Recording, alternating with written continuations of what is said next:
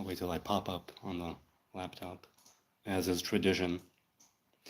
Okay, a few people are here. Hi, good people. Hello.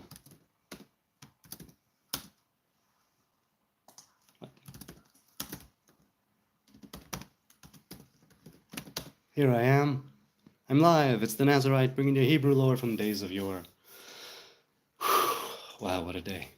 Okay, so hello, Sneezer is here, and Robert Harrison is here, Ariel Marshall is here, and what, someone else? And there's a like already. Thank you, thank you, thank you. Those watching now, those watching later. I appreciate it.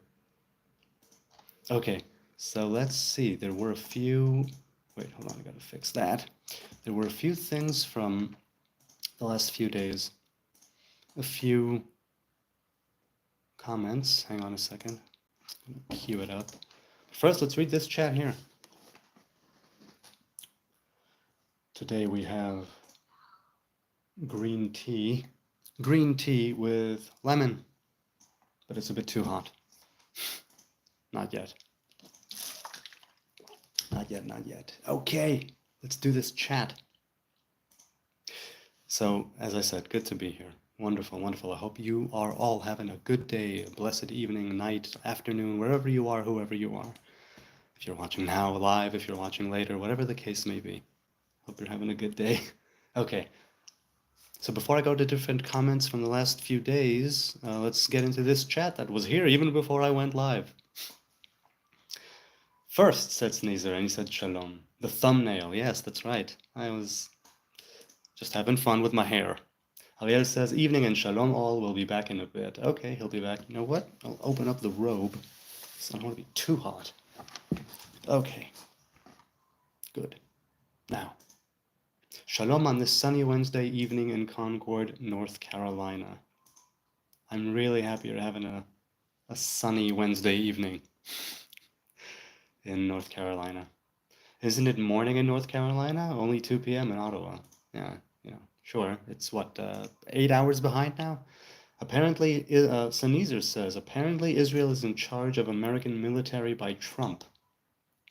I guess we can all expect new cell phones. 1:51 p.m., said Robert. Yes, same time zone. Makes sense. Robert said, when Reuven slept with Yaakov's concubines, and it says only Bilha, not plural, only the single one. Who did his double portion to go? Who did his double portion go to? Well, the Torah says, if I'm not mistaken, right after that, right? Bechor Yaakov, Reuven, the firstborn of Yaakov is Reuven. It kind of solidifies that place for Reuven. And I think that, I mean, sure, you could look at it as in he was skipped over him, and Shimon, Levi got the priesthood and whatnot, and Judah got the kingship. Of course, people from every tribe can be king, but I digress. So if there was a double portion, I'm not sure. It's escaping me now, right now, whether in Joshua, when they're divvying up the land and they're dividing up the conquest, Reuven, they went to the eastern side of the Jordan. And so there was a lot of room there. You could make the case that his double portion was the eastern side of the Jordan River, where he was with Gad and half the tribe of Menashe. But I don't recall offhand what Midrash says on this double portion of the firstborn. Maybe if it comes to me or if I remember something, I'll let you know. But who do you think it went to, Robert? Trump and the Republicans, Robert continues, got the trifecta control, Senate and the House. Well, I mean, I have no idea. I don't know anything about politics. So let's hope that everything that does transpire, that it happens in the best possible way. Where it will be a house of peace and justice and righteousness. What did you do today? We would like to know. Today, there was a day date with my woman. We went on a date. I took the morning off, and we went, put the kids where they had to be, or Anyway, the kids left to where they have to go, and we had a morning together, which was lovely. And then work, pick up and stuff and work. And to arrive here, and I say, what a day, because it's been a very blessed day. I'm so very thankful for the honor and the privilege of her company. Okay. Bloodnose says, hello, Sneezer and Robert, old friends. I hope you are all well.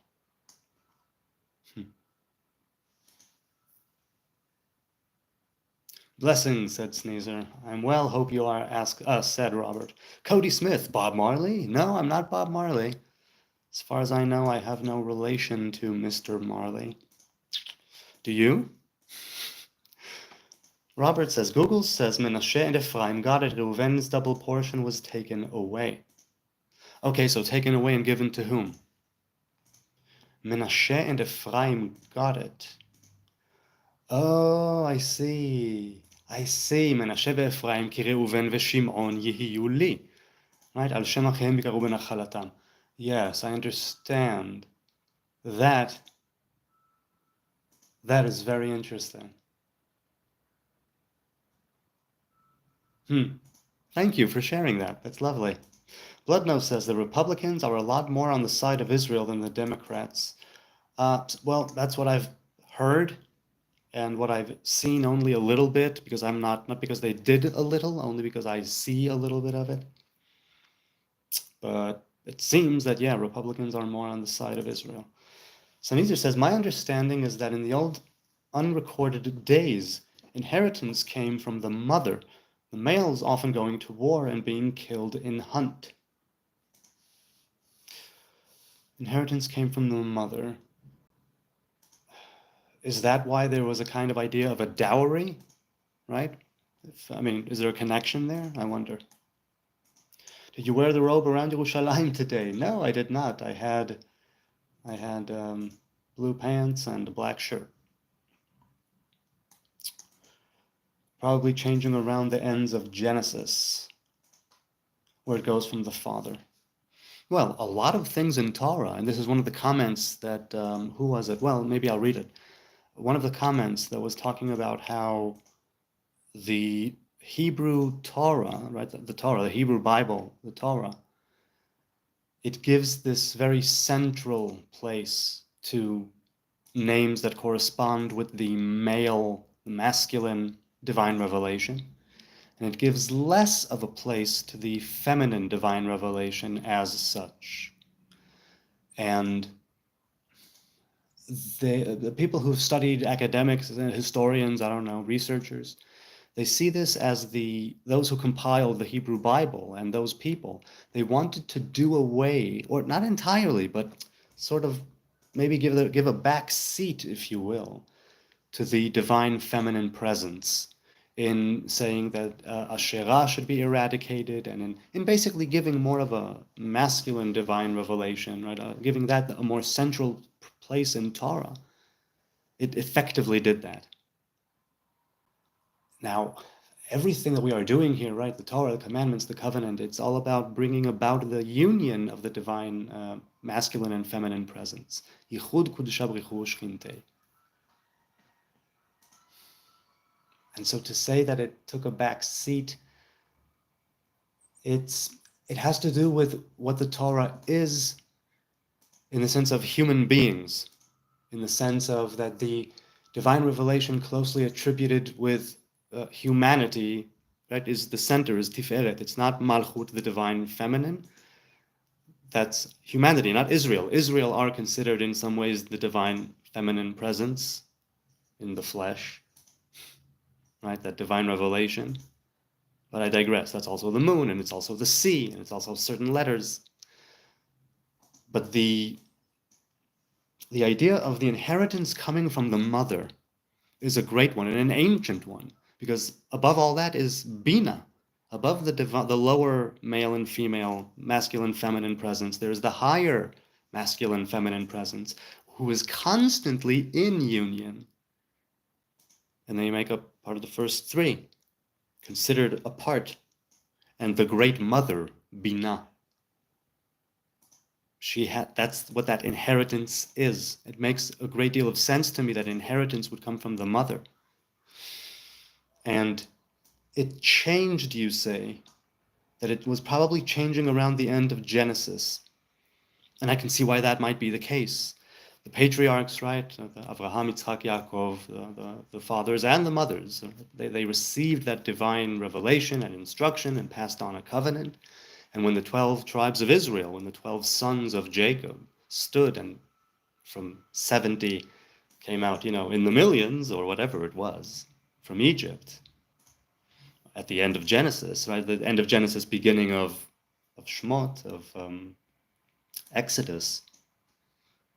It makes some sense there because that's where Yisrael were forged according to Torah, right? In that furnace of Egypt came together as a people. Not just families and not tribes making up a nation. And it changed around there, I think, as part of the Torah's way of instructing us not to forsake the divine feminine presence, but not to worship it as a false deity, as a foreign deity, as a standalone goddess sort of thing. It's all divine revelation still. And the Torah says there's a great deal of importance to that oneness. It comes in many names, many forms, many revelations, many emanations. But if I can perceive God, if I can speak it or think it or see it, it is not God. It is only a revelation. And that inheritance for us who are human, who are more centered as we know it in Tiferet, and that inheritance coming from the mother, from the higher feminine, I can see why that would be the case, and still is the case.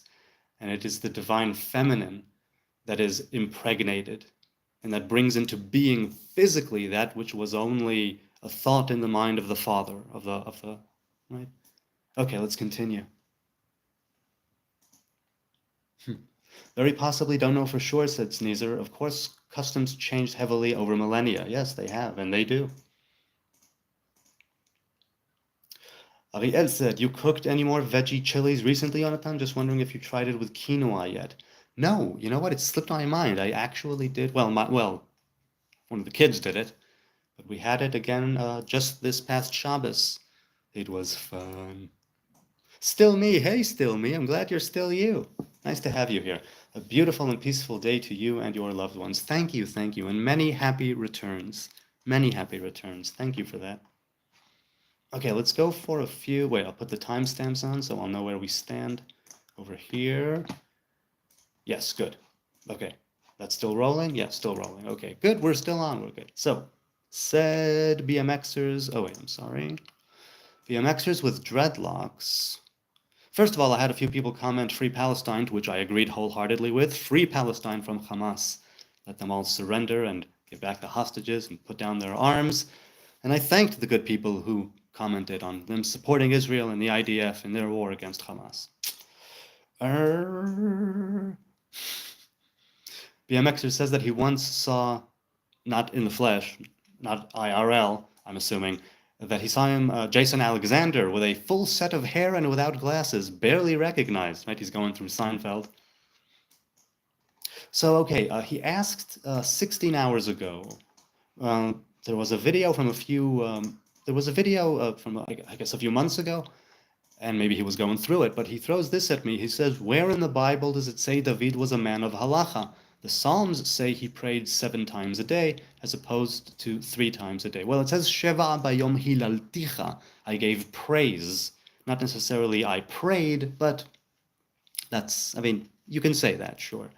Now, as we know, Shachrit and Mincha, the morning and afternoon prayers, those are set against the morning and afternoon offerings of the Lamb, right? Hatamid, the continuous daily offering, the continual daily offering. And Arvit, that came later, or that has to do with those bits that are still being eaten by the fires as night falls. So 3 times a day, Orthodox Jews and other Jews, 3 times a day, Shachrit, Mincha, Arvit, the morning prayer, the afternoon prayer, and the evening prayer. And David says 7 times a day. That wasn't made into halacha, but okay. So I told him that the Midrash and the Talmud speak of David being a man of halacha, not the Bible.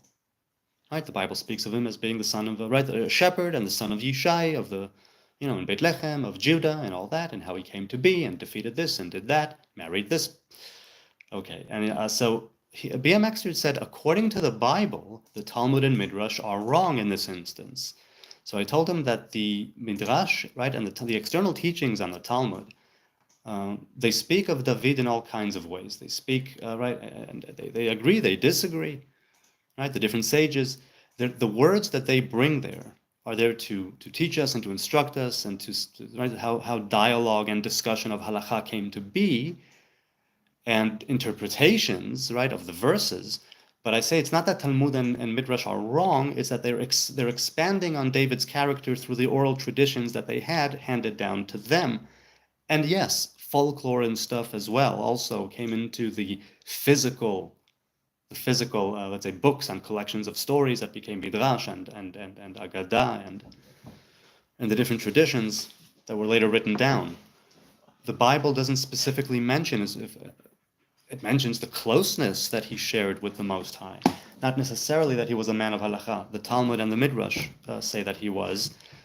And then BMXers said, sure, if the Talmud or Midrash say that he followed halacha, period, then according to the Bible, the Talmud and the Midrash are wrong, right? Because the Bible in the Psalms, he says that I praise you 7 times a day, Sheva bayom hilalticha, and he takes that as prayers, 7 prayers a day.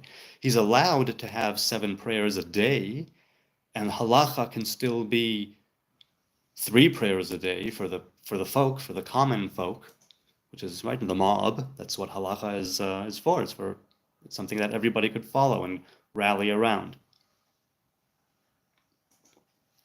Different traditions and so on. And as we know, halacha, after the temple fell, became even more conservative. So here, I'll heart and like that because I forgot to do that earlier. Okay. I don't say that Melech, it don't say, says Robert Harrison, it doesn't say, it don't say that Melech David was a man of halacha. Right, the Bible doesn't, Talmud and Midrash does. Sneezer says, what do you vegans do that keeps your body healing wounds? I've recently realized my diet of turkey and rice is why I haven't been healing, more than scratching. Some red meat and some casein is fixing it right up. Hey, diet has everything to do with the way that people heal and recuperate. And what works for me might not work for you, and it has to do with so many other factors that I wouldn't even dare answer that question. Certainly not you vegans in the plural. I am only one lazy vegan. Also, a nice vegan protein shake. A nice protein shake with like 50 veggies. I don't think I've ever tried a 50 veggie shake. I would think at that point, nutritious though it may be, it won't be much of a shake. It would be more like a mishmash of a jumble of stuff. Would it taste good? Depending on the veggies, I guess. Robert says that Rabid liked to spin it that he was halacha. Well, look, again, there is the tradition, the traditions that were handed down. And again, there were different traditions and different stories. It wasn't made into halacha that you need to pray 7 times a day. Halacha was made differently. So even if you say that they contradicted, halacha is what counts de facto in the sense of what do we take from it for commandment-wise going forward. So you can praise Yah all day long. Many people do. And to do it 3 times a day is simply not enough. And so you could look at it like that. It wasn't enough for David. It's not enough for many people. Many people are moved on a daily basis to continuously pray and praise, and they are in a continuous dialogue with God.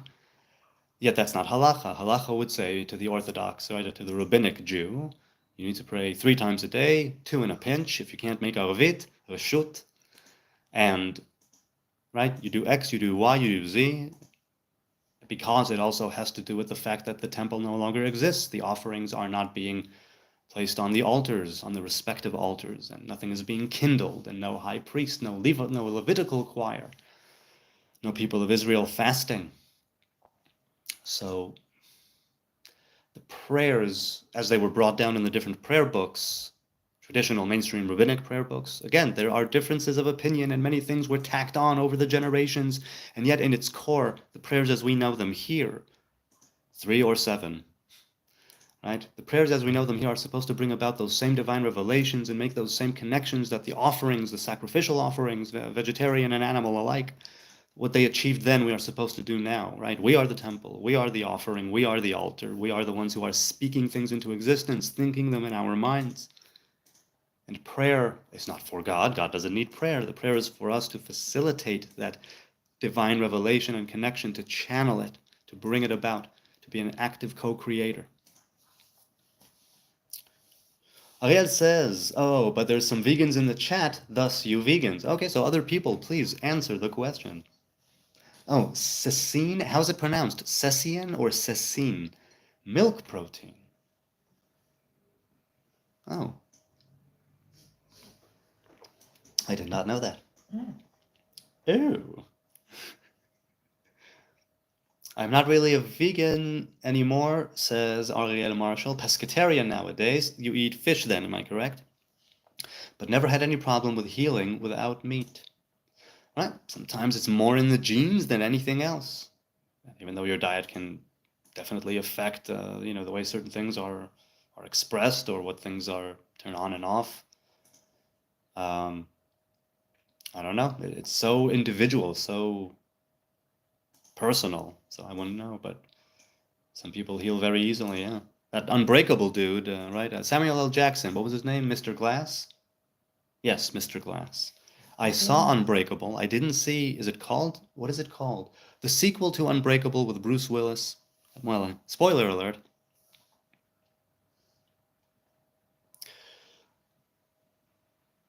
All in one shake, berry, the chocolate was decent too.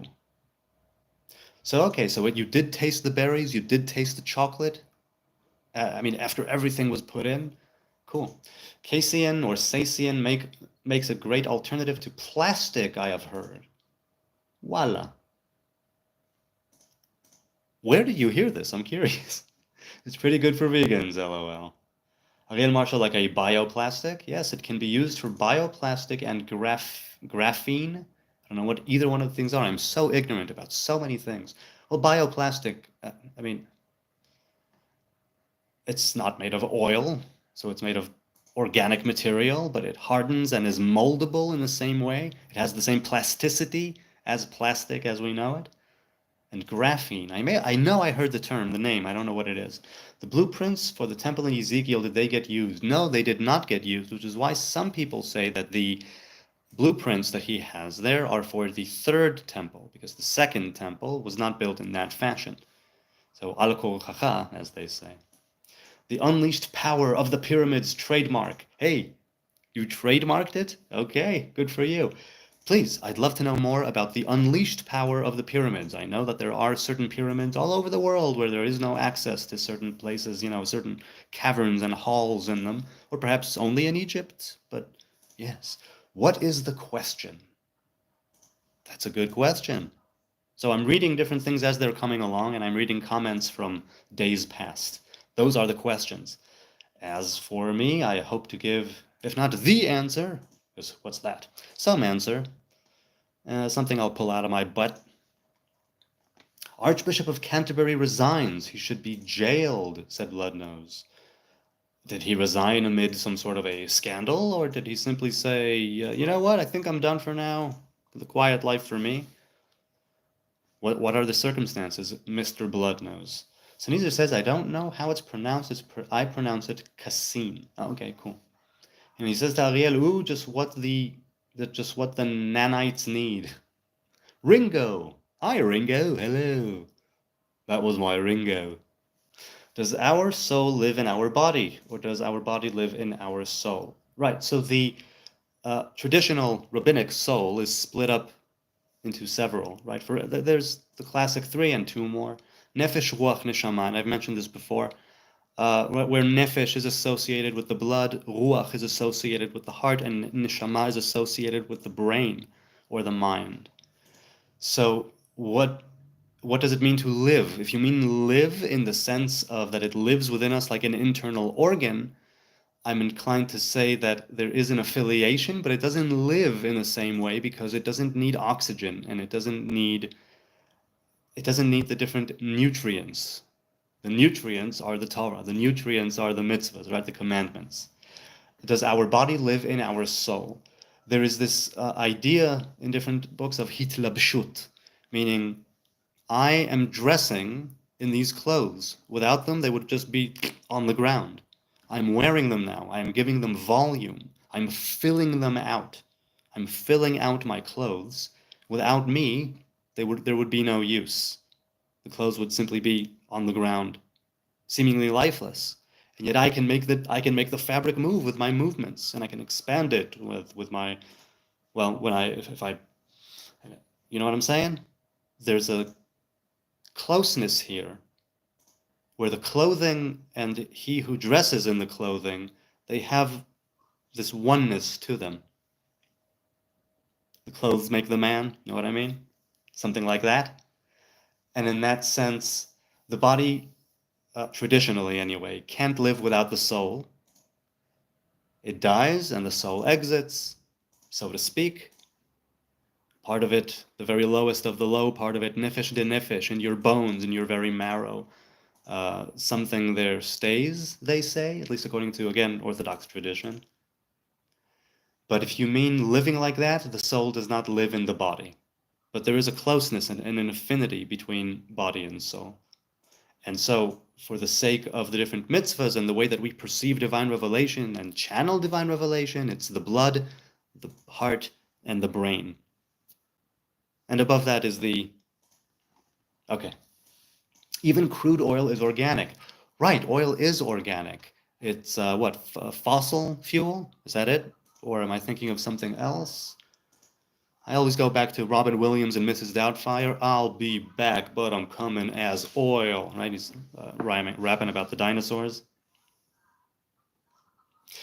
So yes, obviously I was wrong. Of course, it is organic. Even crude oil is organic. Right? Thank you for reminding me. Yes, Ringo. Sneezer answers Ringo and says, "Our soul is much too large to be contained in the body. It's inside, but at least equal part outside." That's a nice way of putting it. Ariel says, yes, I have spent a fair amount of time learning how to make bioplastics and similar biodegradable manufacturing materials. That is very cool. Is it something you could give a talk on? Is it something you could start a channel, and give people wisdom? Sneezer says, perhaps more outside in the case of the dreadlocked. Nice. Ariel says, I have goals to build constantly expanding cities says Ariel, that float on the ocean, which grow and collect their own construction materials. Right, I think you've mentioned something like this before, and it took me to Waterworld, right, Kevin Costner? At least to me, hair feels outside the body. Yes, but the roots are from within. Nails too. Well, you're right in the sense that hair and nails, let's say, they represent the divine revelation. Hair that's not a Nazarite's hair, because that's a different divine revelation. The hair for men and women, and nails represent din, right? Represent the left hand, represent judgment and wrath, and withholding, that narrow passage of divine revelation. So when you say it feels outside the body, it makes sense to me. Robert says, if you could, would you travel to outer space? Yeah, if it's something, I think that I would love to do that. I mean, I don't think anybody's ever asked me, or at least not since I was a boy, I don't know, or maybe, but not that I can recall, but would I travel to outer space is a question that I don't hear often, and so that's really great. Yeah, I think I would like to travel to outer space. Robert Harrison, you can by traveling with astral travel. Yes, and Ariel, yeah, expanding biodegradable ocean cities. Well, practical, I assume, right down the line. Crude oil is mostly decayed vegetation, the ultimate storage of energy from the sun. Photosynthesis is amazing.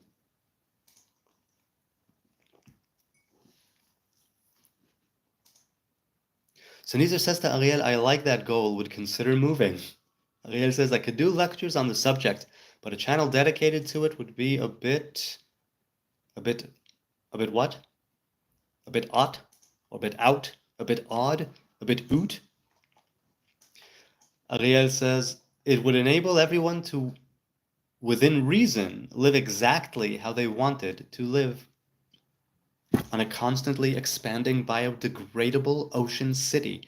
So as one part is degrading, another part is expanding, and so you have this continuous, right? Am I understanding it correctly in my mind? Sinisa says, as is the Earth's ability to capture carbon. To capture carbon. Yeah. Unlike us. Outer space is the ultimate wilderness. Our bodies are not yet designed to live there. Are not designed to live there. Space. The final frontier.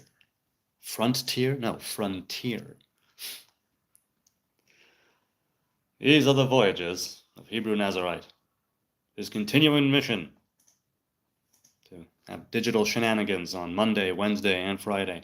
Robert says, I know you're vegan, Paul's vegetarian, but have you heard that plant-based meat is not good for you? Do you believe that?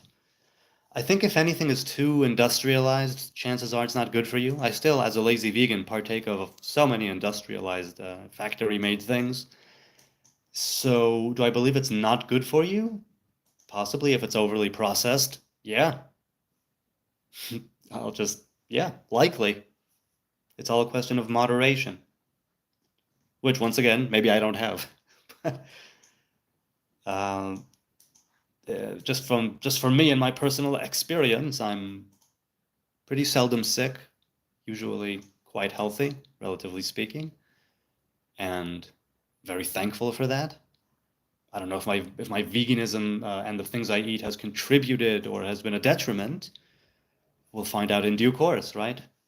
But regardless of what it would mean to me as far as health, I get my blood tested once a year to make sure I'm on the up and up. Take vitamins and supplements if necessary, which I do regularly. But so far so good. And even if retroactively something is wrong, I'm wholeheartedly vegan. And I wouldn't be saying, I coulda, shoulda, woulda. I just don't think. I think it's very much in keeping with who I am trying to be. I will be making my own channel probably in the next few weeks, so maybe we'll make a vid. Well, there you go. That's cool. Bloodnose. Sneezer says to Bloodnose, I think we will only explore outer space as androids. I don't even think we will be human going to Mars. Yeah, that transhumanity thing. Is that what it's called? A transhuman, right? We'll be like the Borg. You, others. What's the question? Those who think that we will be integrated, with like a digital thing and be half human, half digital, or android. They transhumans, is that it? I think that's the term. Basically, Ariel says, oh wait, I'm sorry. Okay, Robert said, there are some American astronauts stuck in outer space, until the summer, something like that. And the woman is losing a lot of weight. Yeah, there are a lot of things why you should get. Oh, okay. There are a lot of reasons I've heard on why you should get back. Ariel says, yes, basically the goal would be to generate materials quicker than they decompose. That is very smart, very wise. If you could contribute to that, to making it happen, I think that would be, and again, with my very narrow mind, I think that would be good for a lot of people. Can't think of the long-term ramifications, providing that we can not pollute the oceans too much. But that's a great idea. Sanizar says, I think eating horrified meat is at least just as toxic. Horrified meat. Yeah, I hear ya. I tried to move off with the protein shakes this month, but didn't last a day, lol. What do you mean? You mean you wanted to make protein shakes for the entire month fresh every day and consume one every day, and you didn't last a day, or you lasted only a day? Or you wanted to do it a few times a day, but you didn't last a day because you didn't do it for the amount of times you said you were gonna? 3D printing. 3D printing, said Sneezers Ariel, yeah. Bloodnose says there are no dead bodies in space. The dead remains have all returned to Earth eventually.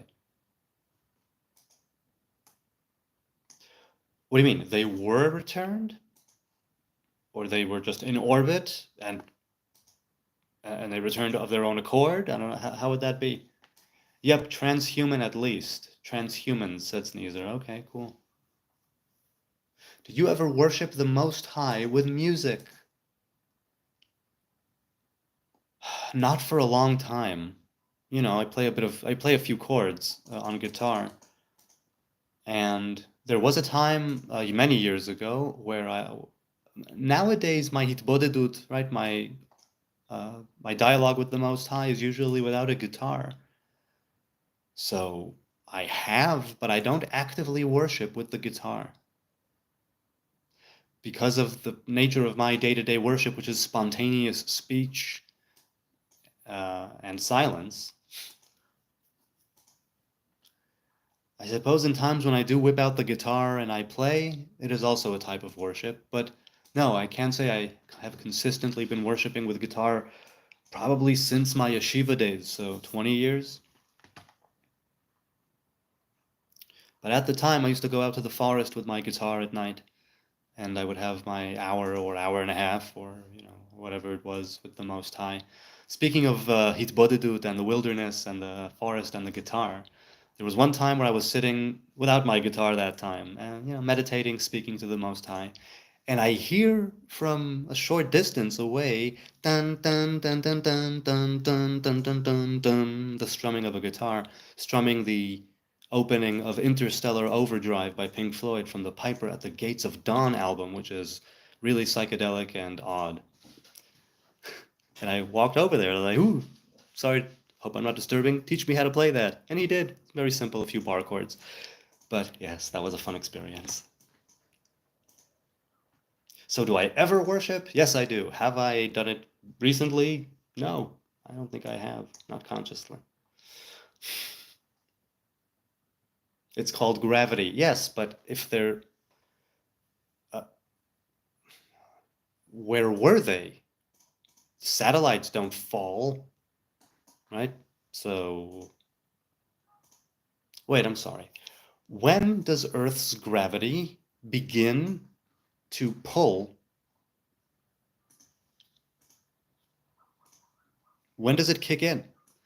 Because if you're talking about, let's say, something that exploded out in space and there were the remains of dead bodies, you're saying that they would all eventually come back to Earth because of gravity? Okay, so I'm asking technically, because in my mind's eye, it was like out there in orbit, and then wouldn't they be stuck in orbit? But no, because I don't know. Right, when do the G forces kick in?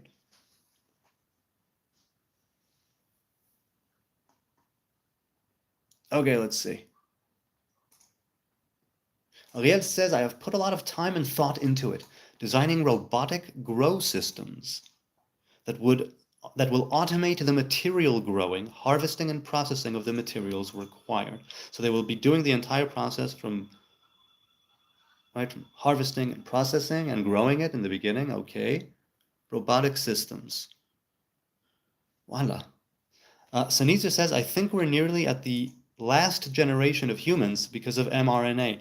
So mRNA is what? Messenger RNA? And I'm curious why you say that.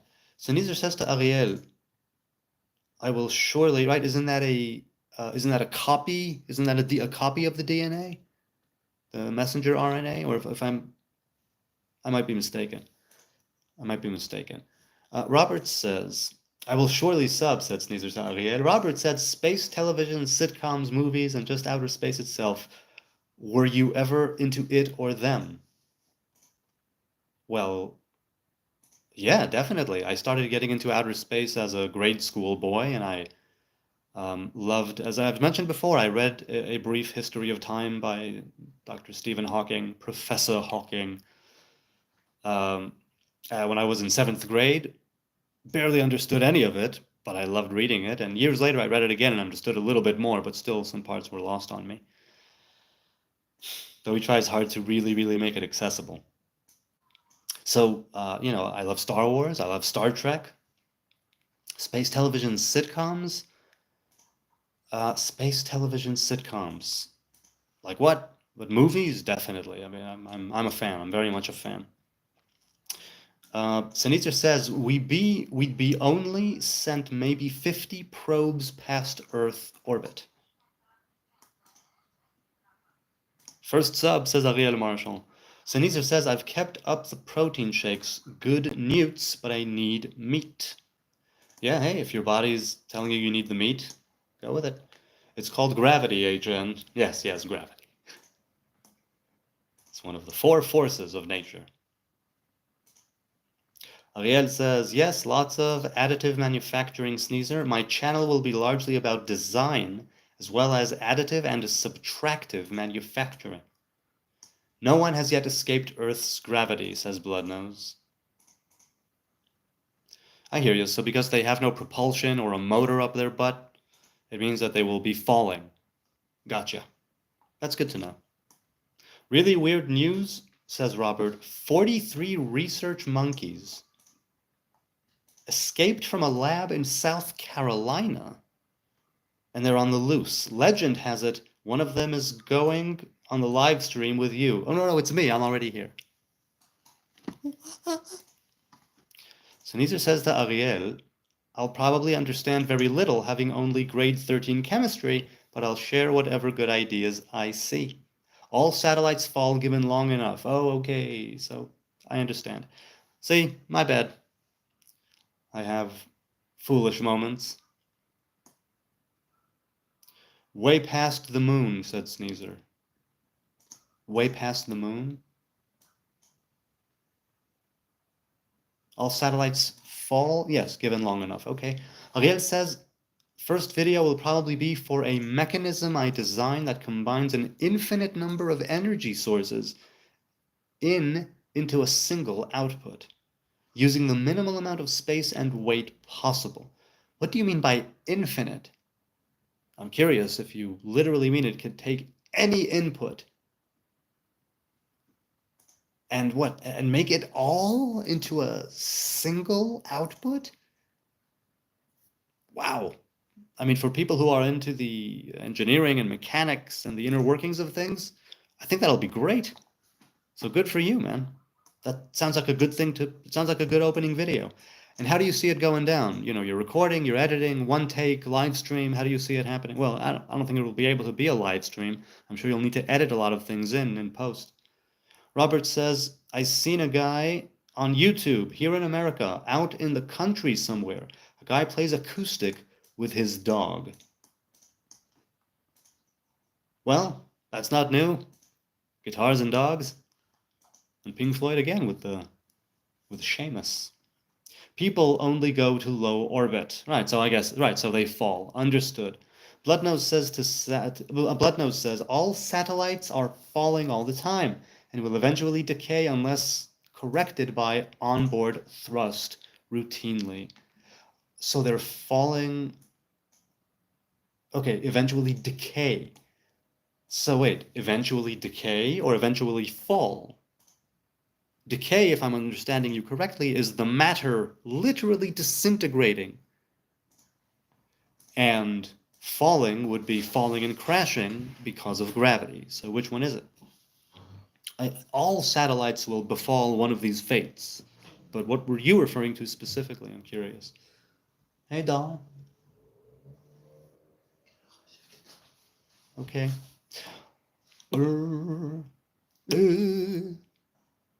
How you doing, people? How you doing? I'm on for just, what, 45 minutes or so? 10 people watching, 2 likes. The chat is rolling, rolling, rolling, and I'm loving every minute of it. This is so much fun. Let's continue. I think, says Robert, alien life forms take the body on board their ship to do research. Joking, Bereshit chapters 1 and 2 proves there's no alien. Well, proof? Where do you see proof? I'm curious. You could say that you can infer, perhaps, from the verses that there's no extraterrestrial life. But prove it? How do you prove it? Blood knows better explained, said Sneezer. And he says to Robert, all the angels and demons were aliens actually from our future. Angels generally understood, demons generally misunderstood. Hey, you okay? If you need me, tell me. Okay.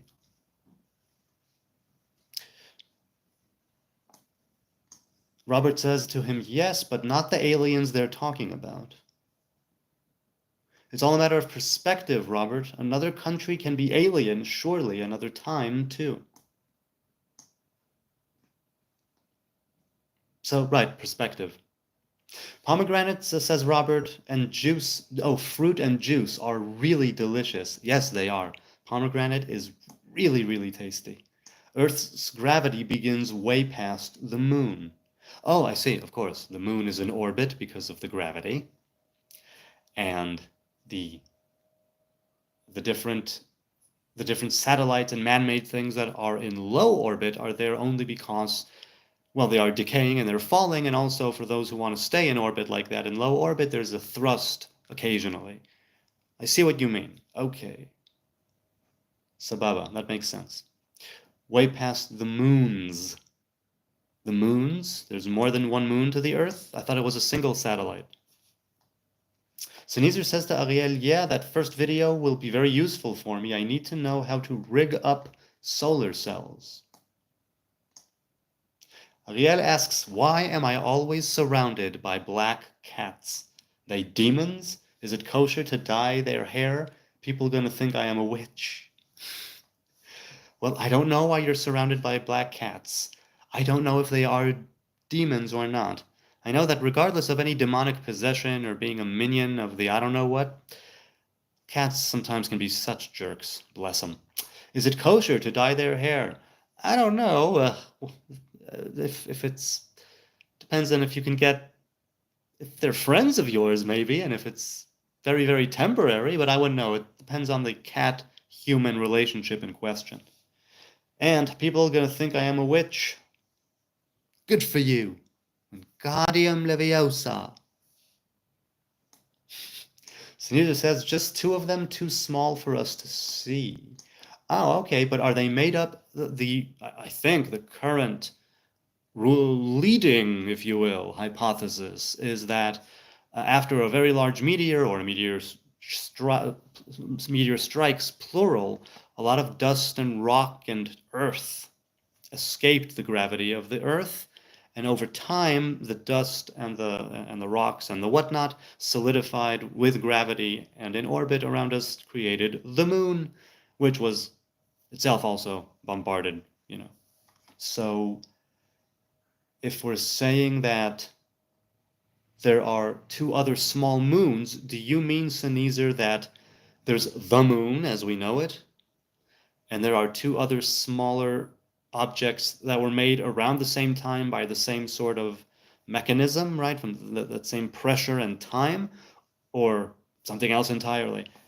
How did the other 2 moons come to be in the orbit around the Earth? Sneezer says, though, if you've played Kerbal, you'd know that decay could take eons. Yes, orbital decay. The orbit keeps getting more oblong. Oh, okay, so not matter decaying and disintegrating, but the orbit decaying. Eventually, the close point hits the atmosphere and crashes. Okay. So because of gravity, there's orbital decay. So I see what you mean. Gotcha. KJB says, now, okay, so and that's only in low orbit, or is the moon also under this orbital decay?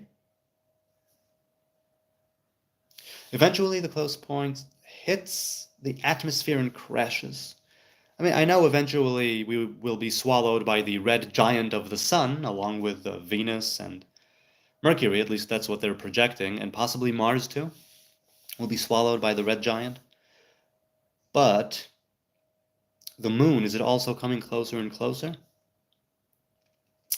KJB, hi man, says, I was lacto-vegetarian for over 20 years, then suddenly unable to eat solid food and landed up in hospital. After blood tests, they found my body was not producing enough enzymes for digestion, and I, hang on. Oh, he didn't continue it. I don't see that he continued. Oh, and I would have to eat live protein, fish, meat, which have their own enzymes. So I did, and my health was restored after a few weeks. Voila. Hang on a second. Okay. Wait. Okay. Well, diet restoring health. You're not alone in that. Sneezer says, as far as I know, aliens don't use ships. I'm quite sure all the ships are ours. Ariel says, I'm building a whole ecosystem for home energy generation, great for included your solar cells with other methods. Sneezer says, humanity populates at least this galaxy eventually, and most likely many, many more. So when do you see that happening, Sneezer? Ballpark. Bloodnose says, satellites we know have forward momentum, but are falling very slowly. Only the moon satellite is slowly flinging out of orbit. Oh, okay, so it's escaping the gravitational pull of the Earth. The moon is huge and heavy. Certain speed produces certain height of orbit. Understood. Robert says, there was a science fiction book written in the 1960s about Mars, and he said the king of Mars was named Elon. The guy named Elon Musk is going on a voyage to Mars. Yes, that's his plan. That's his plan. Shalom, brother. Hey, Ezra. Shalom to you.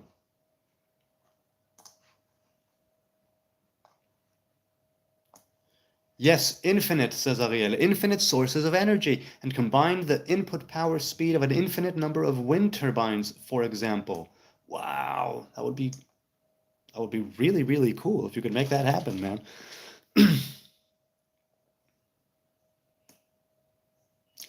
Bloodnose says to Robert, that's amazing. Right, Elon. KJB says, what? Oh, okay, so I read that bit that KJ said. Ezra says, what does Rambam say about keeping dogs and pets? I don't know offhand, but I will venture a guess that because it is still a non-kosher, impure, unclean, ritually unclean animal, it can be done for security and let's say defense purposes, guard your house or whatnot, but not as a pet. It needs to be a working dog. That's what I would say. Let's see. Let's put it into Google. Okay. Rambam, Hilchot Nizkei Mamon, right from the Mishnah Torah. He says, he rules that it is forbidden to raise any dog unless it is secured by chains, since dogs frequently cause considerable damage.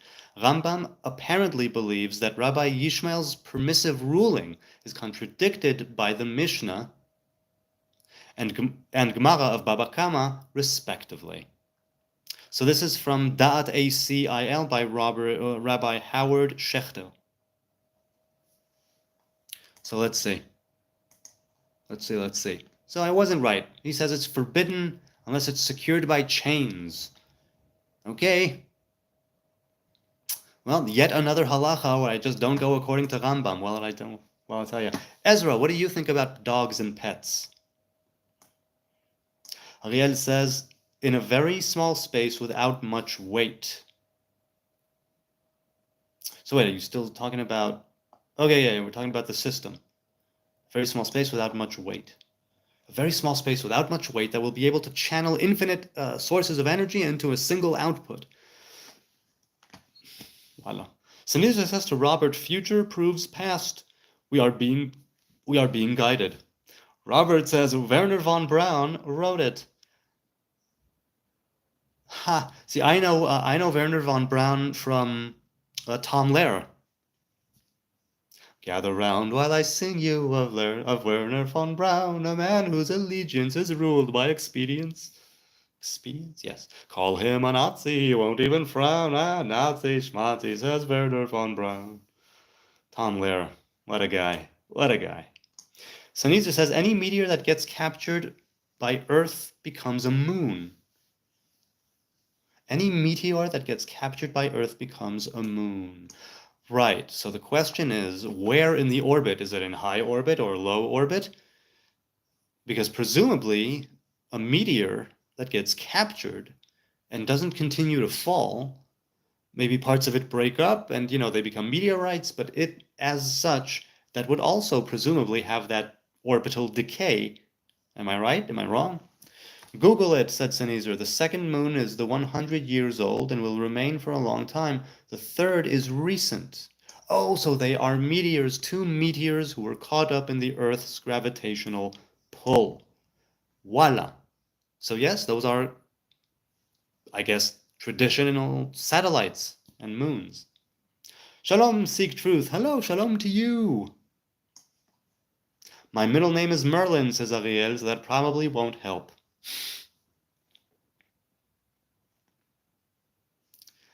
It won't help? Why, you could be a wizard, Merlin. Sennheiser says, I can explain pretty much anything about orbital mechanics except the math. Yes, the moon is decaying too. So the moon is decaying, and yet the universe is expanding. So what will it be? Will it be an orbital decay of the moon colliding with Earth, or will it be enough momentum to push the moon away? Or it'll be like that moment in The Last Airbender where Commander Zhao kills one of the moon spirit fishes in the sanctuary, and the moon disappears. And then Yue gives her life, becomes the moon. That's rough, buddy. Sennheiser says, and all the planets are decaying into the sun, though orbital resonances help extend it. Hold on, I need to Google orbital resonance quickly. Orbital resonance occurs when orbiting bodies exert regular periodic gravitational influence on each other. Oh, okay, so things pushing each other away. I see. Yeah, okay, let's just leave it at that. When becomes irrelevant to androids, it begins this century. Well, you know what? The way things are going, maybe. Who's to say? Before long, said Sneezer, they figure out time travel, but not before we change species by mixing with lizards, fish, birds, and some just with pure energy. To mix a species of any sort of organism or digital bioorganism with pure energy, how do you see that happening? Pure energy, do you mean sunlight? Do you mean, because in outer space, depending on where you are, pure energy in the form of sunlight, of the photons, right? That won't be... What pure energy do you think will... Let's see, because, right, it just transferred, right? Energy is, it only transfers and changes shapes and forms, right? So when you say pure energy, I'm curious what you mean. Sennheiser says to Ariel, biggest problem for weight will likely kill... the biggest problem for weight will likely be energy storage, vast supplies on the water. Sennheiser says, sorry, any asteroid, meteors after it hits the atmosphere. Okay, so an asteroid, okay. Jupiter has thousands. And if you count the little particles that make up the different rings of Saturn, then A lot more there too. Technically, the universe isn't expanding. The space between the points that make the universe is. So it's not the limit. It's not that earlier thing which is expanding. It is from the inside out, if you will, at all points, like running the entire gamut of the universe is all expanding. I see what you mean. Okay. Only the observable universe is expanding, and what we can observe shrinking. Okay. Not sure if I'm understanding that. Hang on. The universe isn't expanding. The space between the points that make the universe is. So it's not A and B, it's actually the space C, which is expanding. And so they are, okay, I hear. The observable universe is expanding. It's just reorigining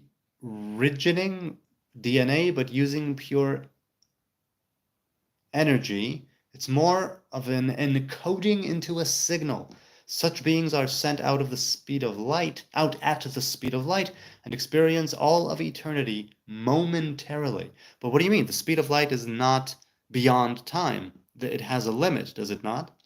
Especially if you're coupling some sort of bio or digital mechanical organism, interspecies sort of thing. If you are, it's like in the movie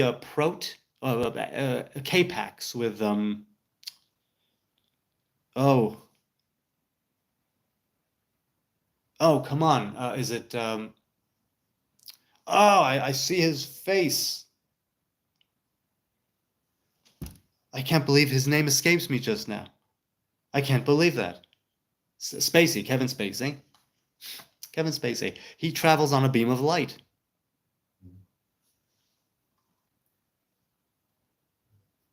But to experience all of eternity momentarily, what do you mean by that? Ariel says, I'm also working on gravity batteries made out of biodegradable materials. Great thing is you can use them to power railway-like transport without any need. A railway-like transportation system without any need for fuel or electronics, 100% biodegradable transportation system.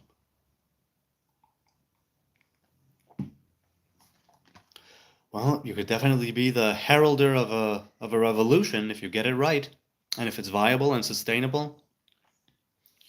Wow, what a revolution, man. Sneezer says, Ariel Marshall, he says to Ariel, it seems to me mixing that with an anchor could serve two purposes. So that system with an anchor, yeah, I suppose so. Much safer than cars, etc., says Ariel. So biodegradable and right, so there's no combustion, so it's no fuel or electronics. No fuel or electronics, just running on energy that's biodegradable. Wow, that's something, man. This is a KWAZY Q&A from Jerusalem. I love it. Indeed, Bloodnose. I'm enjoying it too. It's been just over an hour. Maybe I'll say goodbye soon. So Neezer says, and how far we can see as a factor of time, except the space between points combine to expand faster than light. So the space between points combines to expand faster, so we see less and less eternally. Well, also because it's growing apart and further away and expanding, the light takes that much longer to reach us, at least here. So what we can see as a factor of time. Well, definitely when we are observing further out, we're looking into the past. The space between points combines to expand faster than light. You mean eventually or now? How does that work? I thought that nothing traveled faster than light.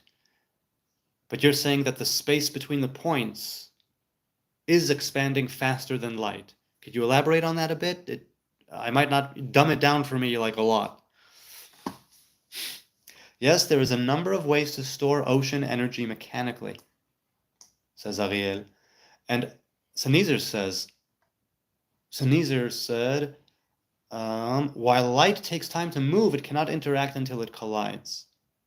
Prot. Happy Human. Hello, Happy Human. What's your favorite roller coaster? I would have to say my favorite roller coaster is, well, my favorite roller coaster. I loved Space Mountain, and I loved a couple of them in Efteling in the Netherlands. My favorite roller coaster. Yeah, my favorite roller coaster is the Aerosmith Rock and Roller Coaster at Walt Disney, at the Disney Park. I was in Walt Disney World. That is my favorite roller coaster because I got to be with it with almost all of my family and I got to be there with my very immediate family that my nuclear family that I grew up with. The rock and roller coaster that goes from 0 to almost 100 kilometers per hour, or is it miles per hour? I don't know, in about 6 or 7 seconds, something like that. I loved it. So good. Okay. Hang on a second. Okay, where were we? Okay. So my favorite roller coaster is probably that. It's a very mundane and it's nothing exciting as a choice. I'm sure a lot of people would choose Disney Park, roller coasters or Six Flags or anything. Nothing eccentric, but I loved it. If you say, oh, I'm sorry. Sneezer says that's about as well as I can explain it. You don't experience reality, you remember it as a light being. A light being. Truly a creature of light. Happy Human, if you say Vekoma's SLCs are so fun, I will subscribe to your channel. I'll tell you what, Happy Human, you don't have to subscribe. Only do it if you want to, but I'll do that anyway. Vekoma's SLCs are so fun. Vekoma's SLCs are so fun. Vekoma's SLCs are so fun. There, I gave you 3 to choose from. Choose your favorite. Or if you want me to say it in a different way or with an accent or dressed in anything else, you just let me know. I want to accommodate you, Happy Human. I want to keep you a happy human. Remember, it's not a goal, but if you are happy, then good for you. Good choice, says Happy Human. No combustion and no road accidents, said Ariel. The space between the points expands continually, said Sneezer. Between near points is only a tiny bit, but those tiny bits eventually hit a point where it's faster than light. That eventuality, as you see it, where do you see it happening? I'm curious. Good choice, says Happy Human. Rock and Roller Coaster is very fun. Yes, yes, it is. I enjoyed it. I did it twice. So much fun. I love the fact that in your headrest you have Aerosmith blaring. I was singing along, and there's a part that's also in the dark with a lot of neon signs. Ah, such good memories of Disney World. I was there almost 20 years ago, and almost 30 years ago. No, I was there, yes, 30 years ago and almost 20 years ago. I was there as an 11-year-old, and I was there as a early 20s year old. And both times were vastly different. I was 12 years old, and then almost 10 years later, what a shift. By the time I went back to Disney, I was married and I'd done the army already, and it was a totally different experience. Whereas when I was 12, I was walking around, the different appearances of the different characters and asking them for their autograph and, taking my picture with them. We did that once or twice. We did that, not the autograph, but taking the picture. There's a picture of me and my brothers with Chip. But I digress. When we went there when I was in my early 20s, it was a different and awesome, very different. I loved both times. Okay. Rock and Roller Coaster is very fun. Yeah, I'm glad you approve, Happy Human. The point where it becomes faster than light is why we can see the cosmic microwave background. The cosmic microwave background, is that the radiation that is there from the Big Bang. Am I correct? Is that correct?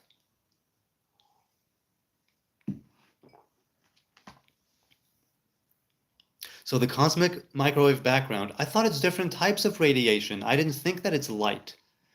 It's my understanding that light, right, has the wave particle, the wave attribute and the particle attribute to it.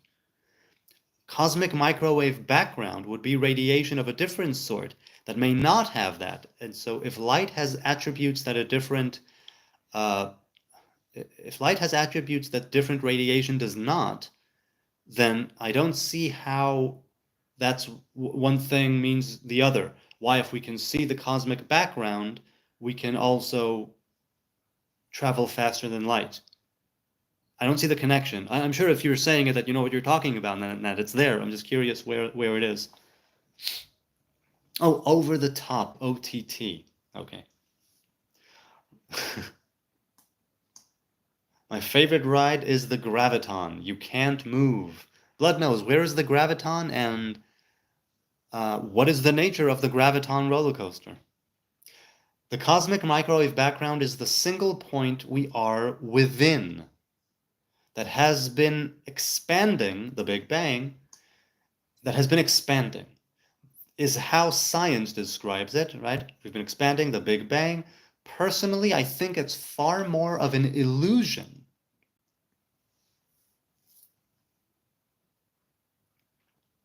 So the Big Bang is an illusion?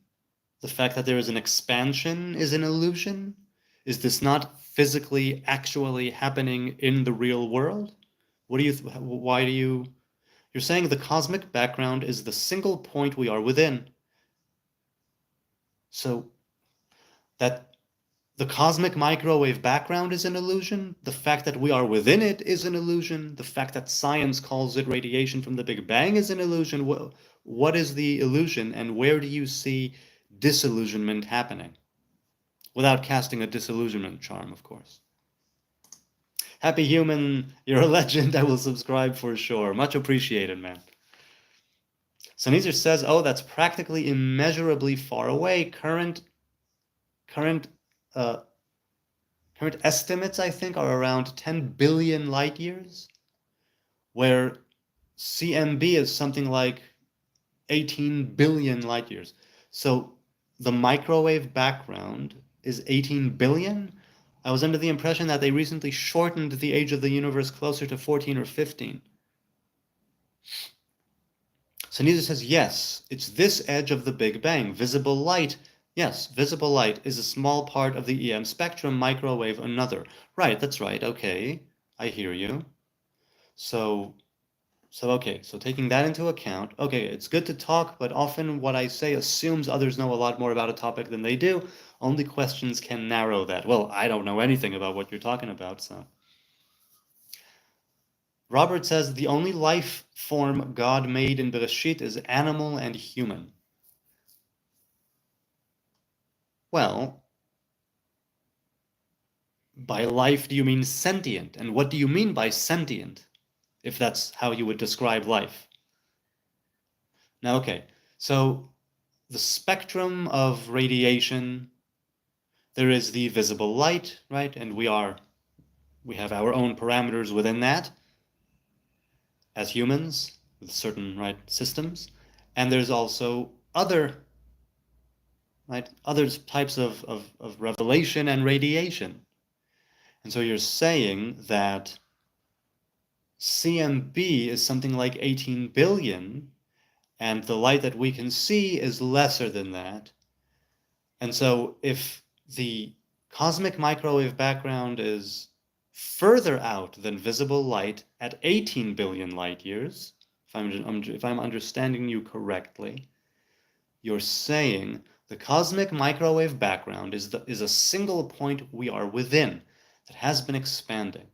So that which was here before we can see or perceive that which is here. Something more ancient, if you will. So you're thinking that that's an illusion? And then you said, Where was it? Where was it? Where was it? Where did you... Oh, I'm sorry. Did you answer about the illusion? Okay. How it's an illusion is an entirely other topic that would confuse the science perspective. Okay, so putting the fact that it's an illusion aside, you're saying that that point that is expanding is the point that we are within. Visible light comes in later. And so we are part of that. Okay, if we're talking about the Big Bang, we're talking about a singularity, right? In that singularity, was there still precedence to that element of cosmic microwave background before physical light? Do you understand what I'm saying? In that singularity, in that infinitesimally small prior to Planck time, that whole thing, the beginning of the beginning, in there, how do you see it there? Because there, that's a place where, let's say, all laws of physics kind of break down and become useless. I don't know if useless, but they don't apply. Just like in certain just in certain times where there's a black hole, certain things don't apply, and time and space curve, right? At least according to what the people think. Okay, okay. I'm somehow, I think, following your line of thinking here. Okay, Bloodnose says the graviton is a cheap local fair ride. You're spun against the outer wall by centrifugal force for a long time. Yes, I remember that from a cheap local amusement park in Tel Aviv. A cheap local only, again, when comparing it to things like Walt Disney World. It's cheaper and definitely local in Tel Aviv. And it's more of a fair ride than it is a big, huge amusement park roller coaster. So if you mean a roller coaster, and if you mean a fair ride, that's another issue. He asked about roller coasters. But people, good people near and far, those watching now, those watching later, what is your favorite roller coaster? And what is your favorite fair ride? I'm curious.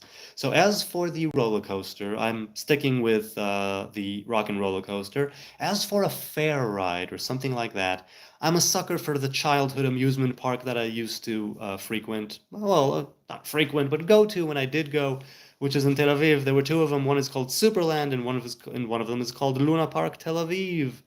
And Luna Park Tel Aviv has or had the dancing bowl. Ah, the dancing bowl. Music, bowl, you sit, you bounce around. It's fun. Fun hydraulic effects. So, it keeps fluctuating, said Sneezer. Robert Harrison, not plant, said Sneezer. Okay, so it's like a picture, said Sneezer, that gets lensed,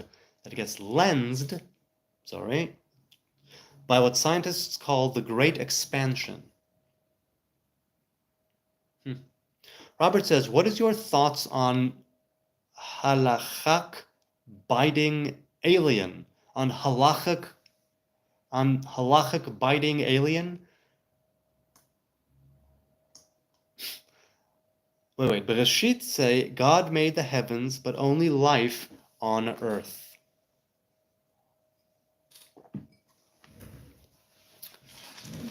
I think that it still makes room for sentient life, intelligent life to develop elsewhere, because that the Torah was given to humans on this world. And so it speaks the language of humans on this world. You know what I'm saying? And there is allowance in the story of creation for so much time to go by and so many eons to pass that it's not outside the realm of possibility that even though the Torah, as we know it, right, was here, given, right, the physical Torah passed down, given, written down, I think there is allowance for other life to either by design or spontaneously be elsewhere.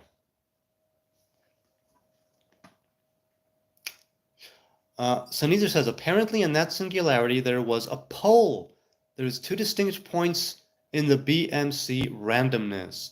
So there was a duality within the singularity. That's very much that I can see. That's creation, right? Creation is that duality, as opposed to the creator who is one. Everything else is a duality. You know what I mean? And that really, really brings it back home.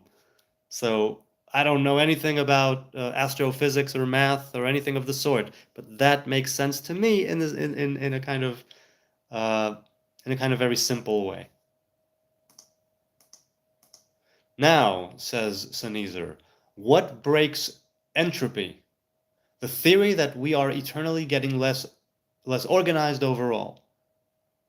What breaks it is that the CMB is highly uniform, only a few thousand degrees in difference. Only a few thousand degrees in difference across the spectrum of the background? Yeah, that is very uniform. I mean, I look at something like the sun, where it varies crazily. Sneezer says because of what CMB is, since we are not measuring light, is a measurement only of temperature. Envisioned by most scientists like the outside of a fireball, except we are within it. Well, yeah, and it's, again, speaking of the sun, I know it's not a fireball, but it's interesting that the corona has a rise in temperature, if I'm not mistaken, whereas just before that, there's a degrade of temperature. Ariel says, is Israel still full of trampolines nowadays? Is Israel full of trampolines? Verily, I know not what you mean. Robert says, aliens that keep strict halacha. That's funny. Well, it will be their halacha, I'll tell you that.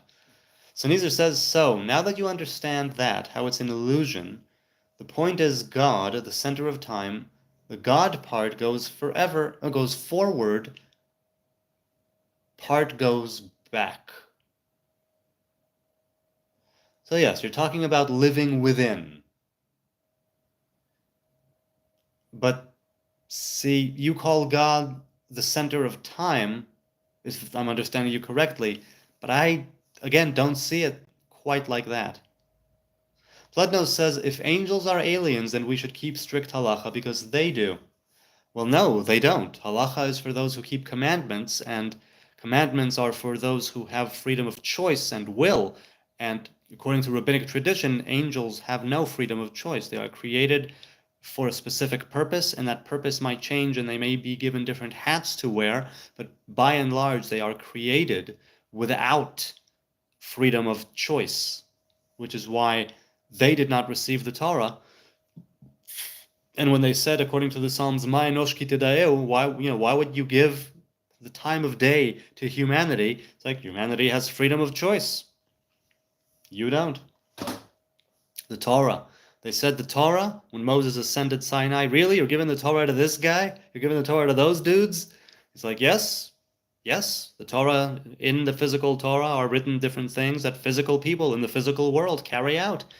Angels and other type of spiritual messengers are not human, and as such, the Torah and its commandments, in the form that we know it now, like written down from Moses, it does not apply to them. So if angels would keep strict halacha, I don't know how that would go, because they have no halachas, right? They simply have their duty, according to tradition. We each, said Sneezer, and we are each sort of tendrils from it if you only look at the timeline. Sort of emanating from that center. I understand what you mean. Taylor 26, hey, nice to see you. Why the emphasis on God's nostrils in the Torah? Because the nostrils are twofold, and they are two. The nostrils are part of the 7 holes of the face, right, which represent the 7 lower emanations in the tree of life. The shortness of breath when you're angry, the long and calm breath when you are serene, the fact that when you are exhaling in anger, the vapor that comes out of your nose, if you will, is one of gvura, right, of heat, and of the left hand. The shortness of angry breaths. It corresponds with the shortness of divine anger as such. Whereas the long and serene breath, filling yourself with oxygen, having that life flow through you, right, in through your nostrils, that is the breath of nachat ruach, of orech ruach. There are katzar af and ma'arich af. Af means nose. That idea of the nostrils, having the breath of death or the breath of life in them, if you will, and being able to manifest anger and patience, to be very, very stressed and to be very serene, and having it very much to do with the breath, and first and foremost, the breath that is taken in from the nostrils. The nostrils represent that duality of right and left, and mainly the left, because in the Torah, when there's Af Adonai, God's nose, God's wrath, that's what it's translated as. That is usually what it is translated at. When it says Af Adonai, literally nose of God, it's translated as wrath for that reason. So the emphasis on God's nostrils comes from the fact that there is a lot of God that is revealed in the left hand side, Gvura. That right, the hand that pushes away, the narrow hand, the hand of judgment,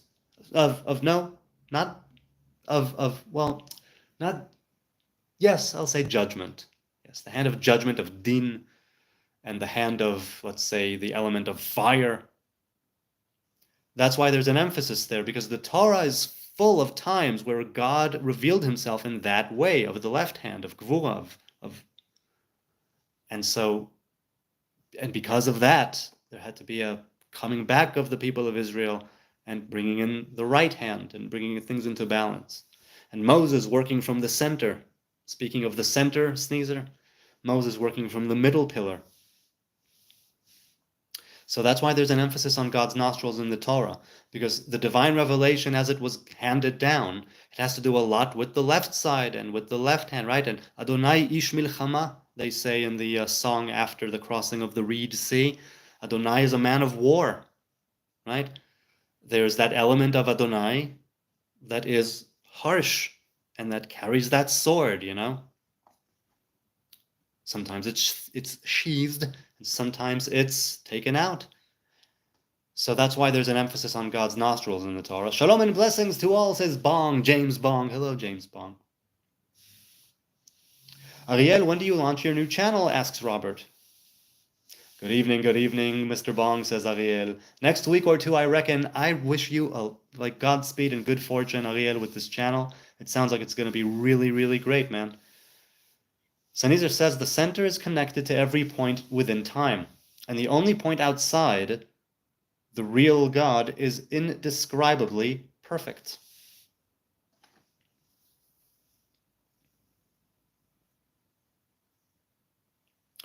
So not above time, according to you, because it's the understanding, as I see it, that the divine has no space or time to occupy, but is revealed in space-time and in that continuum. And so, if you're talking about indescribable, literally, we have no words, we cannot perceive, hence we cannot describe. And as for perfection, once again, in creation will always there be a duality of sorts. Whether you go inside or outside, there's a duality, and so indescribably perfect, and you call that God, it's kind of the same way of saying that which you cannot describe and that which cannot exist, because if it exists, it is not God, only a revelation of God. Robert says, Ariel, will the Nazarite be your first guest? Oh, wait, it once again jumped. Okay, here. Maybe it's just Eilat or Netanya, land of trampolines. Really, land of trampolines, I have no idea. Hey, Holger, once again, good to see you. Blessings to you. Robert says, any of you guys get a chance to read the book of Ezekiel? It's so deep.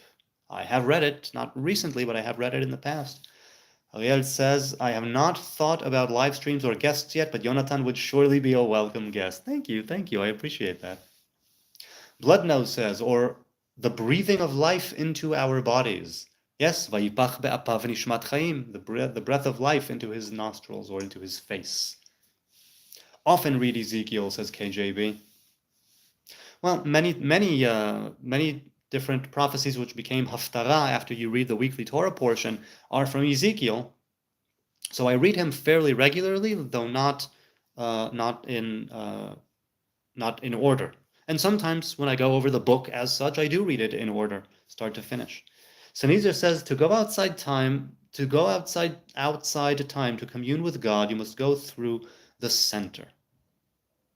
Now, if you're saying that we must go through the center, are you of the opinion that eventually the universe will get into that big crunch and we will physically and metaphysically, spiritually go back to that center and right through that singularity, if you will, and out the other side?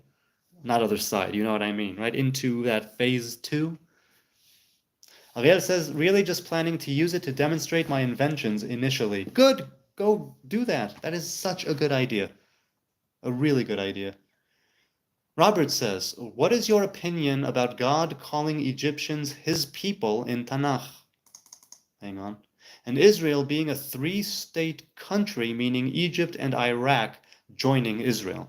Well, once again, I'm of the opinion that eventually we will be a unified human race. We'll come together, Lord knows how, because I don't, but I have no problem with all of us coming together eventually, right, as a one human race.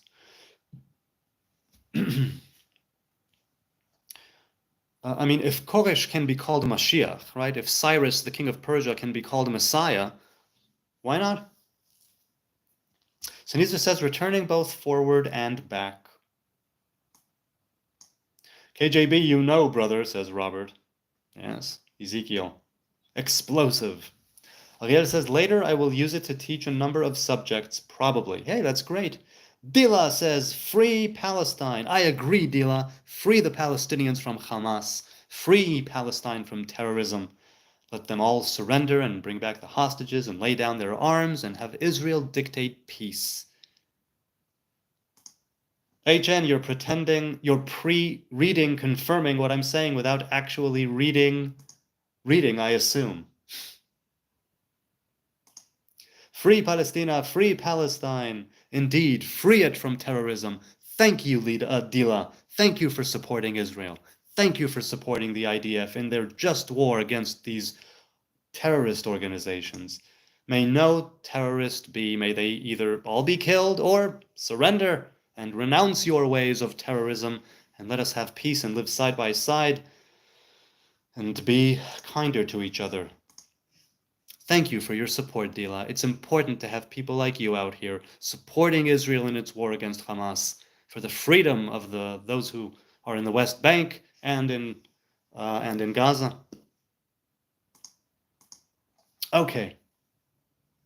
And Palestinians who are also in Jordan, because there's quite a lot of Palestinians in Jordan. Sneezer says, not above any less than below, around, surrounding. Surrounding, okay. Not above any less than below, around, surrounding. What, says Dila? Yeah. Trump Vance says Bong, we won the trifecta, House, Senate, and the presidency. I heard that hasn't happened in a long time, for the Republican Party anyway. Sneezer says that's a very definitive perspective of God most certainly exists, most completely outside of time. Free all hostages everywhere. Kids and women are kids.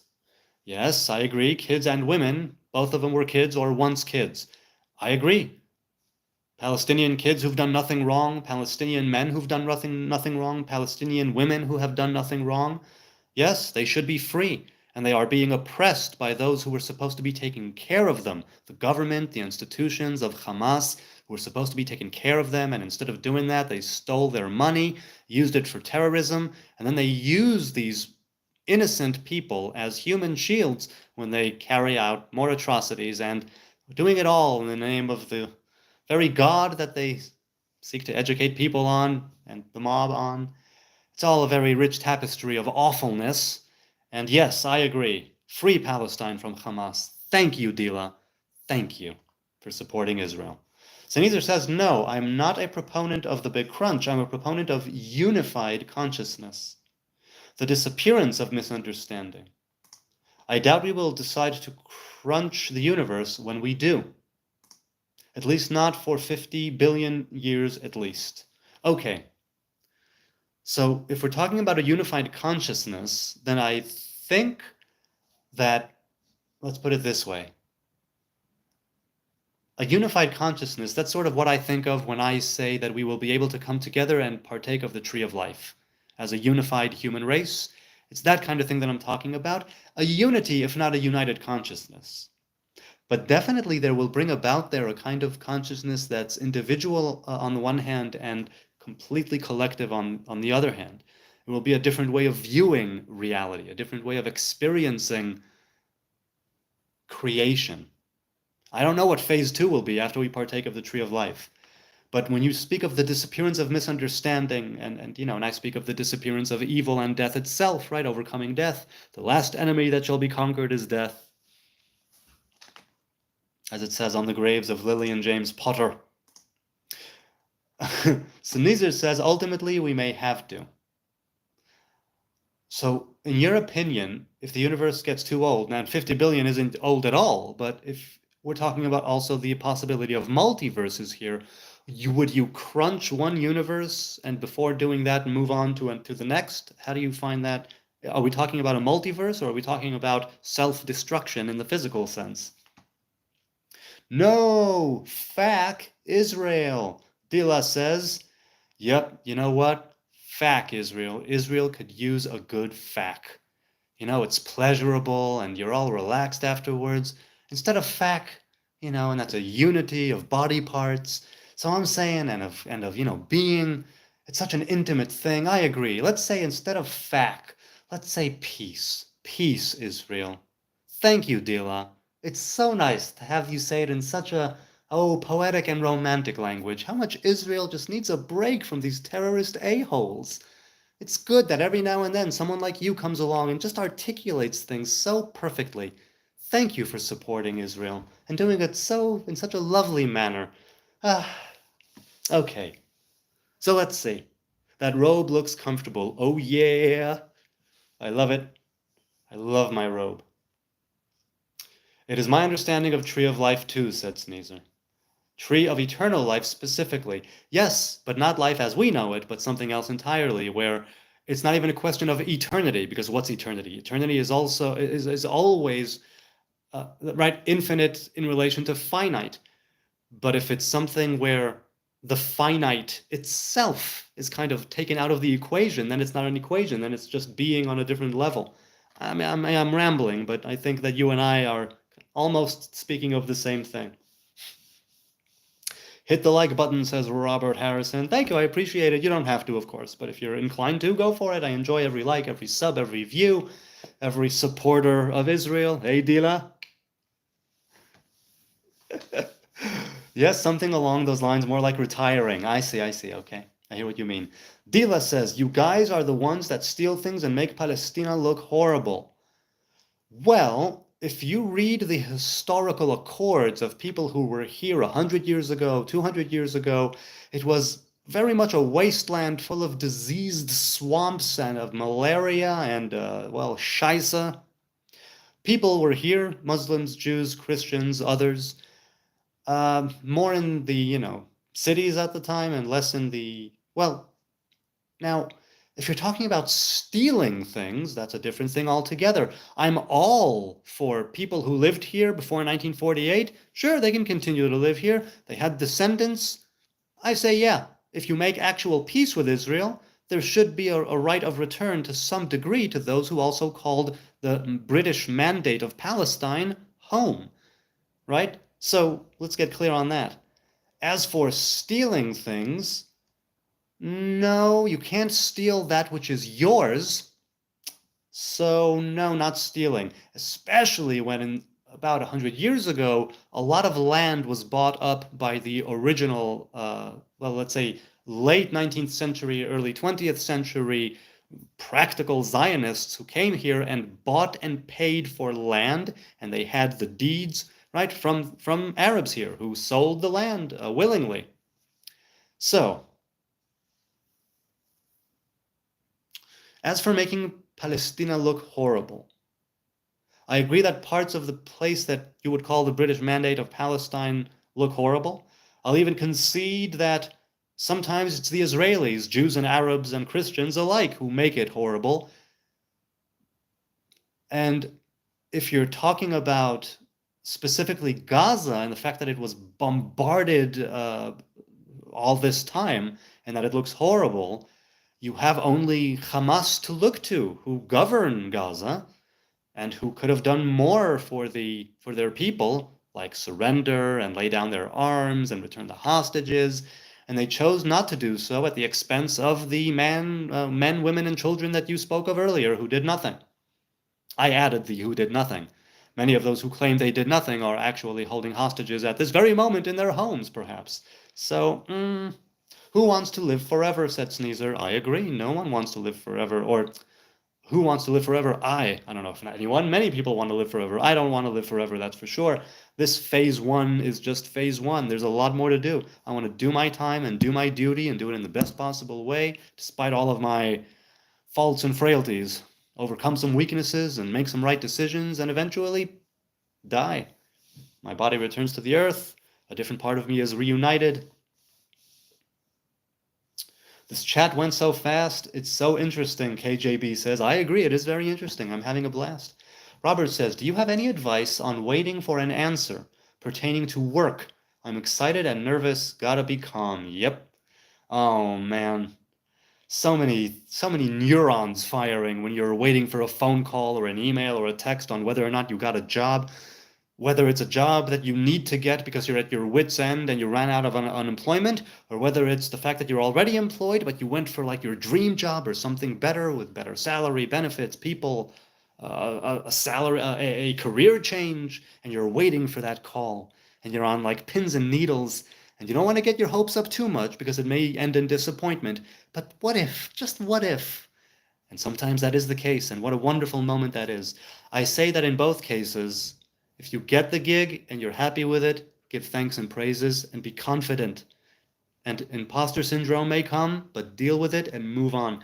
And if it's a question of no, don't take it as a personal failure, or understand that the failure is there, even if you don't see it right now, to teach you something, and take it into the future, and hopefully don't be too disappointed. Jobs come and go, and you never know when the next phone call will come offering you a job, whatever the circumstances are. If you are a good worker, and you do your due diligence, if you will, and even if you're just a good guy to work with, you will make connections, and connections expand your network, and your network is how you get that next call, more often than not. Okay.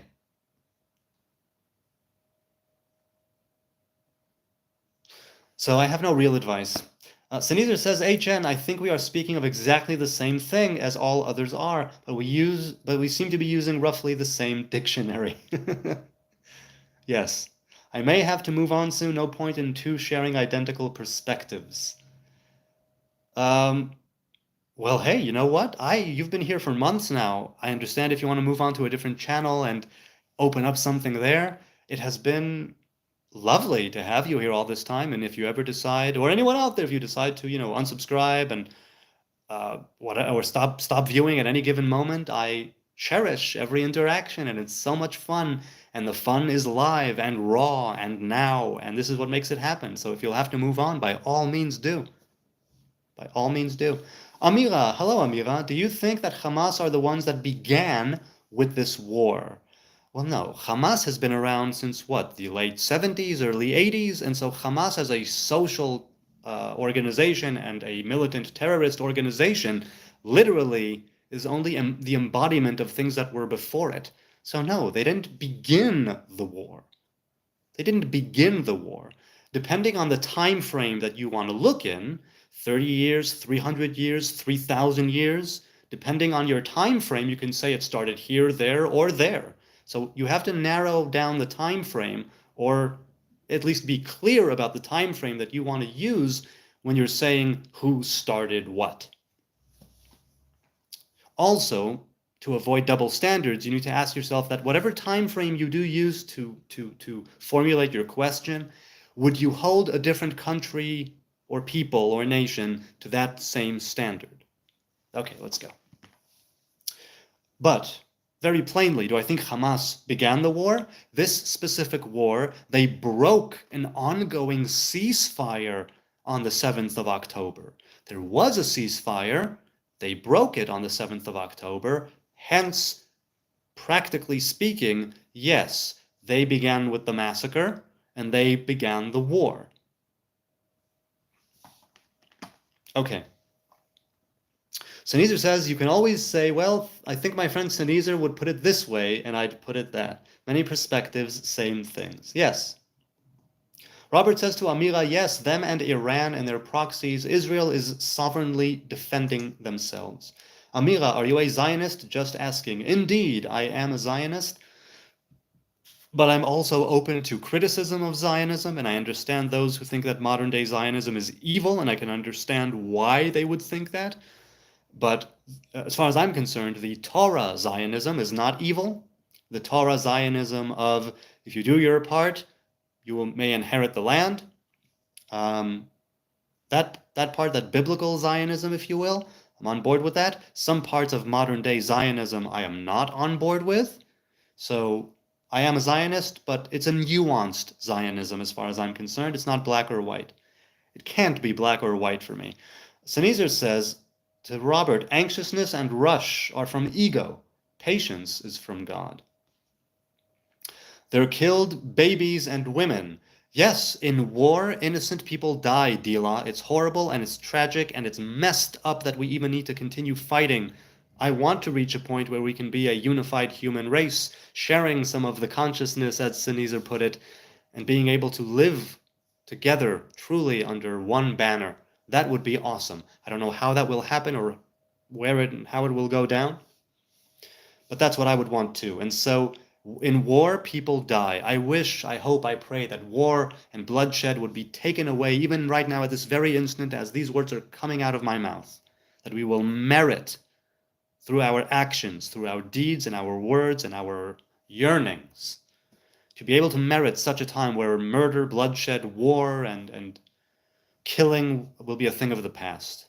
I would love for that to happen. But in war, people die. Definitely in war, where one of the sides is using innocent civilians and less innocent civilians as human shields, literally placing themselves, embedding themselves and their weapons of war in the civilian population in the hopes of maximizing casualties to be used as propaganda. What do you say to that? Okay. But no innocent woman, no innocent mother, no innocent baby should die. That is horrible, horrible, horrible. It is also the immediate, almost, consequences of any war that was ever fought, pretty much ever, ever. Certainly in urban warfare, modern-day urban warfare. So if you want the killing to stop, tell your Hamas buddies to surrender, lay down their arms, return the hostages, and let Israel dictate peace. Okay. Sneezer says to Amira, I'll beat him to it. He's a spiritual Zionist, not what most would take as modern.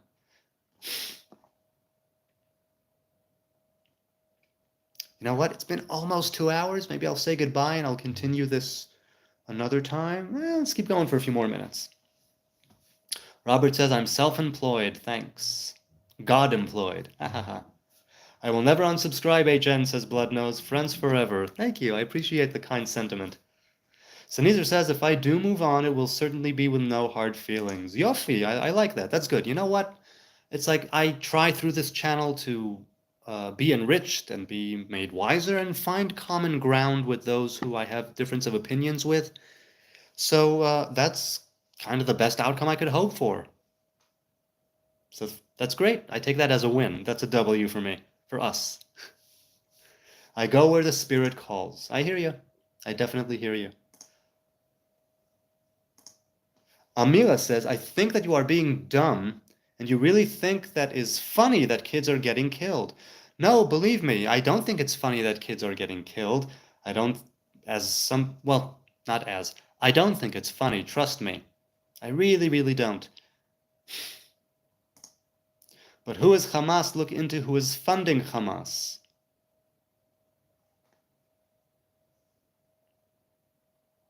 Dila says, look at Amsterdam. Did you see what happened? I didn't see any videos, but I heard that there was Jewish persecution in Amsterdam.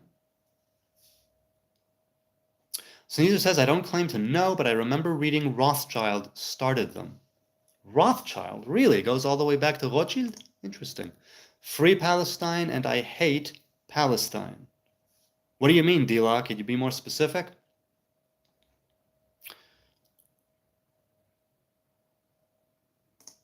James Bong says, look at Chicago.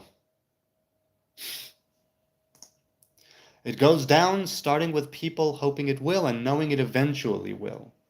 Wait, Sneezer, you're talking about Hamas and Rothschild? What are you talking about here right now? As with my world peace, still not done yet, obviously. Okay. Amila says, did you hear about what happened in Amsterdam? Yes, I did. I heard what happened in Amsterdam. So, what about it? A mutual win. HN, what a match. Bong, James Bong, when is the HN merch coming out? I have no idea if that will ever be. But I would love, as I've said, just for me, I would love to have that tree that my friend drew. I still, one of these days, hope one of two things will happen. Either my artist friend who drew the original tree, right, my profile picture, my tree, that she will find the original cell that I have as a frame, right, as an image, that she will find the original. And whoops, what happened? There was a glitch. I'm live. Hopefully that won't happen again. Okay, my artist friend, I hope that you will one day either find the original cell or create not an exact replica, but something like that, but just for me in the channel as opposed to, right, because I ripped the image from one of her animation assignments when she was in school. Your opinion on the Netherlands? Well, I stayed for 3 years in the Netherlands, and I had sometimes a really good time and sometimes a really crap time.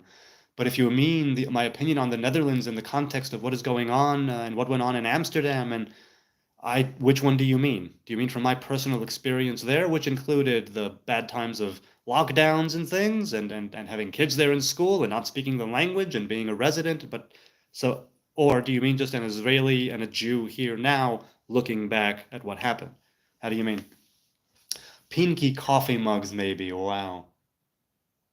It goes down, referring to you all living under one banner. Yes. I see. It goes down. It happens. Because I said how it goes down. Right, all right. Pinky coffee mugs, maybe. Yes. I mean, I hate Israel. Well, you know what? To hate is a very curious thing. I hope that you will be able to deal with your hatred. I hope you will be able to open your mind a bit. You hate Israel, but not Jewish people. Okay, so look, I hate some of the things that are happening in Israel too. I hate some of the things that the government is doing as well. And I've hated in the past things that the Israeli government has did. I've also have been a fan of many things that the government has done, and the military for that matter. But to say you hate Israel, but not Jewish people, if you're simply talking about what Israel is doing as a nation, right, a sovereign nation and a country, then you'd have to hold it to you'd have to hold every other country to the same standard, which means that Israel isn't doing anything out of the ordinary, mind you. We are doing things that have been practiced and carried out all over the world. The only difference is that now it's the Jewish state that's doing it. So when you say I don't hate Jews, I hate Israel, no, you do hate Jews, because you are applying this standard only, from what I've seen and heard from you, to the one Jewish state and not to any other country, even ones, definitely ones that are still engaged in war as we speak. So you come in here and you say, I hate. Okay. Who else do you hate? Maybe there's a common theme here. Maybe there's a thread. But if you say, no, it's just Israel, and I will hold only them to that standard, and that's it, and there's no recourse, that's Jew hatred, my man. Sorry to tell you. Dila, hate is only how misunderstanding feels. Stick around, it'll help. Maybe. Israel loves you, Dila. Love you too, says Dila. See, making connections already. Amira says that's why you should not be on here spreading things if you don't even know what's going on in the world. I know what's going on in my world, and I know that I've lived in Israel for, almost over 40 years now. What do you think? Do you think that makes me able to talk about my view of where I live in my reality? Maybe not.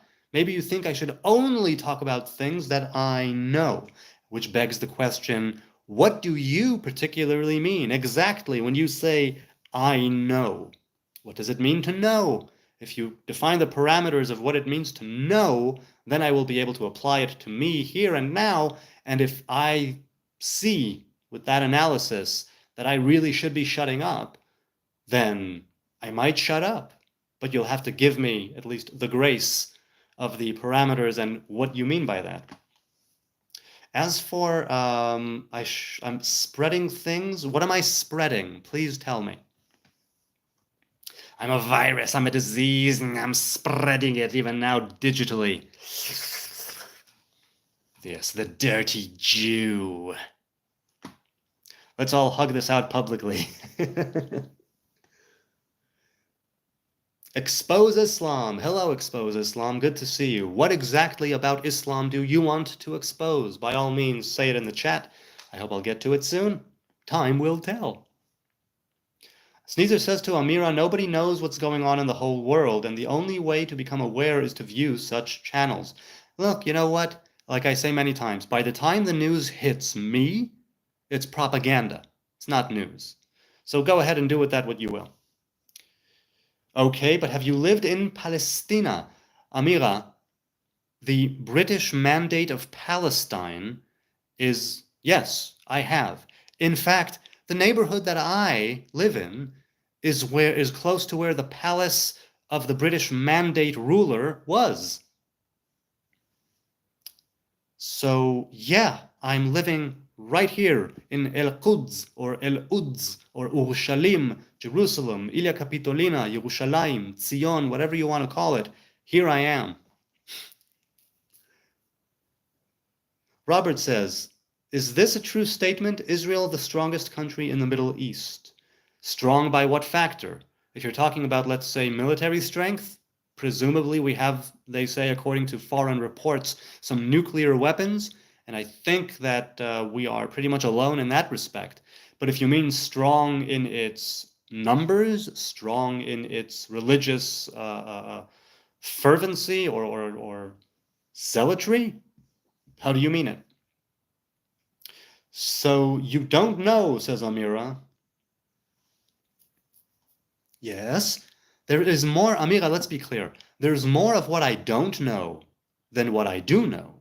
But what I do know is things that I am usually able to talk about. And if I talk about them and I don't know what I'm talking about, then I preface it and I pepper it with, in my opinion, I think that maybe it's like this, maybe it's not, because I'm ignorant in most of the things going on in the world, most of the teachings and disciplines and fields and spectrums of entire things. I am completely 100% ignorant of all of it. And yet, here I am, drawing breath, sitting in Jerusalem.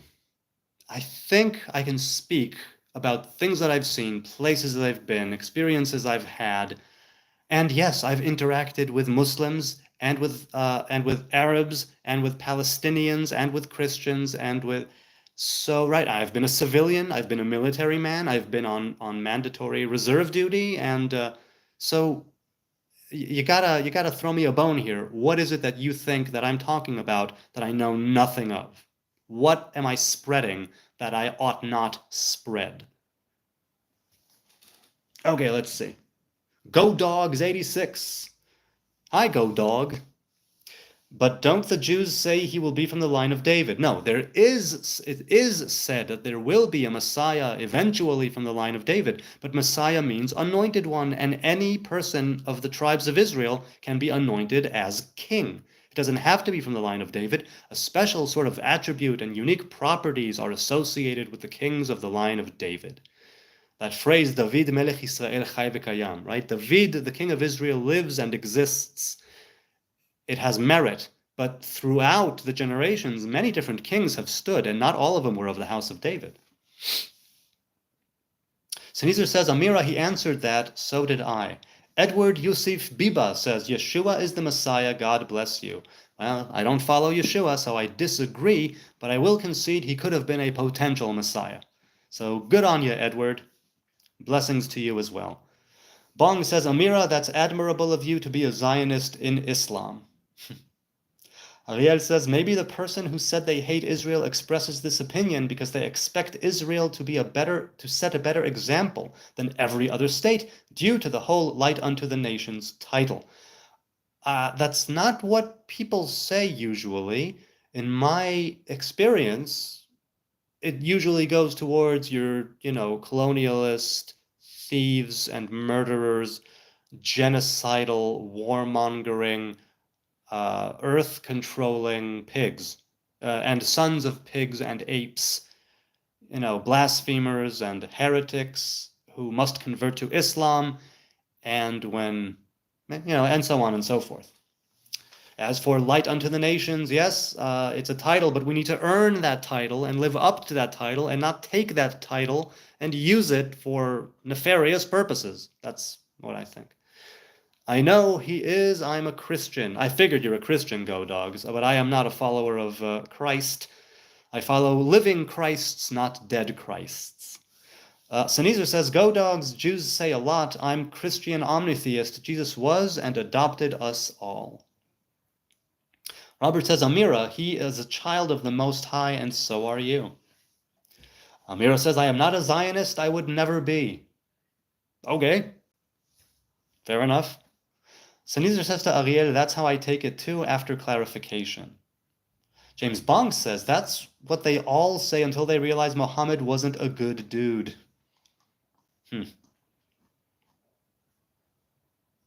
That's what people say. But I don't know. I haven't read the Quran. I haven't read the Hadith, so I have no idea. Only things that I've heard. All right. I just passed the 2-hour mark. I'm going to say goodbye and good night from Jerusalem.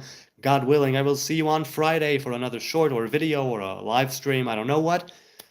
Until then, thank you to each and every one of you, those watching now, those watching later. I'll keep it going in the comments. It'll go from private to public in just seconds after I finish broadcasting, if I remember to do it. Thank you, BMXers with Dreadlocks, who reminded me to open it up to the public, because it immediately goes to private as soon as I'm done streaming. So I will say goodnight. Thank you. I appreciate your time. I appreciate your kind and gentle attention. I appreciate you dumbing down your speech for me and for my benefit. I appreciate every like and every sub and every view, everyone who comes here, be it for 5 seconds or 5 months. Those of you who feel you need to move on, those who have just discovered it and who are saying, who is this weirdo? I want to be part of this channel now. And all the spectrums that exist in between, inside and out, I give you thanks. I don't take it for granted. You could be doing so many other things right now, but you are here with me, and we are conversing, and it's a dialogue, and hopefully we're finding some common ground. Hopefully we're having some shits and giggles, and maybe some Hebrew lore thrown in between. I thank you. God willing, I'll see you another time.